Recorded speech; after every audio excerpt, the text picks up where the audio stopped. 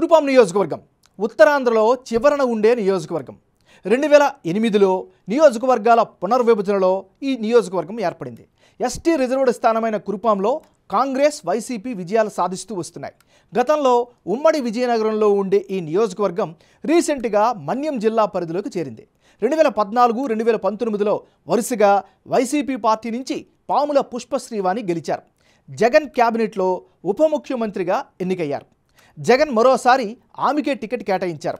TDP తరపున తోయక జగదీశ్వరికి ticket దక్కింది. వైసీపీ హ్యాట్రిక్ కొడుతుందా?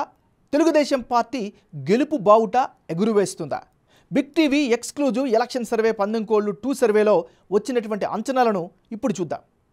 పందెంకోళ్ళు 2 లేటెస్ట్ సర్వే రిపోర్ట్ చూసే ముందు ఈ ఏడాది జనవరి 28న చేసిన పందెంకోళ్ళు 1 సర్వేలో కురుపాం నియోజకవర్గంలో సర్వే అంచనాలు ఎలా వచ్చాయో ఓసారి వెనక్కి వెళ్ళి గుర్తు చేసుకుందాం. పందెంకోళ్ళు 1 సర్వే ప్రకారం కురుపాం నియోజకవర్గంలో వైఎస్ఆర్ కాంగ్రెస్ పార్టీ అభ్యర్థి పుష్పశ్రీవానికి అనుకూలంగా 54% ఓటు షేరు వచ్చే అవకాశం కనిపించింది.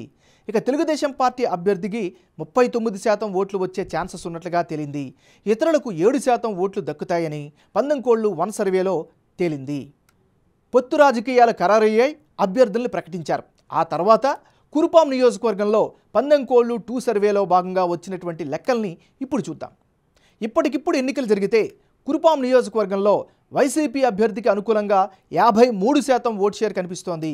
తెలుగుదేశం పార్టీ అభ్యర్థికి 39% ఓట్లు పోలే అయ్యే అవకాశాలు కనిపిస్తున్నాయి.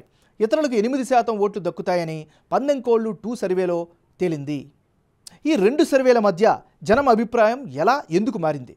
వైసీపీ, టీడీపీ అభ్యర్థుల్లో ఎవరికి ఎడ్జ్ పెరిగింది అన్నది ఇప్పుడు చూద్దాం.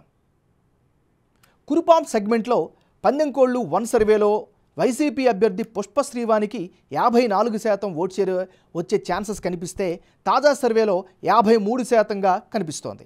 అటు తెలుగుదేశం పార్టీ అభ్యర్థి జగదీశ్వరికి గత సర్వేలో 39% ఓటు షేర్ కనిపిస్తే తాజా సర్వేలోనూ అదే నంబర్ కంటిన్యూ అవుతోంది. ఇక ఇతరులకు పడే ఓట్లలో గత సర్వేలో 7% కనిపిస్తే తాజా సర్వేలో 8% ఓట్లు వచ్చే ఛాన్సెస్ కనిపిస్తున్నాయి.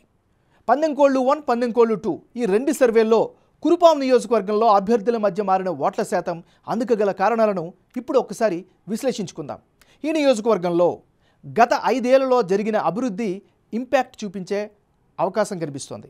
వైసీపీ అభ్యర్థికి స్ట్రాంగ్ పాజిటివ్ ఇమేజ్ నియోజకవర్గ వ్యాప్తంగా తెలుస్తోంది. ఇక కురుపాంలో పుష్పశ్రీవాణి యాక్టివ్గా ప్రచారం చేయడం, ప్రజల్లో మమేకమవడం ఆమెకు అడ్వాంటేజ్. ఇక తెలుగుదేశం పార్టీ విషయానికి వస్తే సూపర్ 6 గ్యారంటీలపై టీడీపీ నమ్మకం పెట్టుకుంది. నారా లోకేష్ శంఖారావం సక్సెస్ అవ్వడం ఆ పార్టీకి ప్లస్ పాయింట్.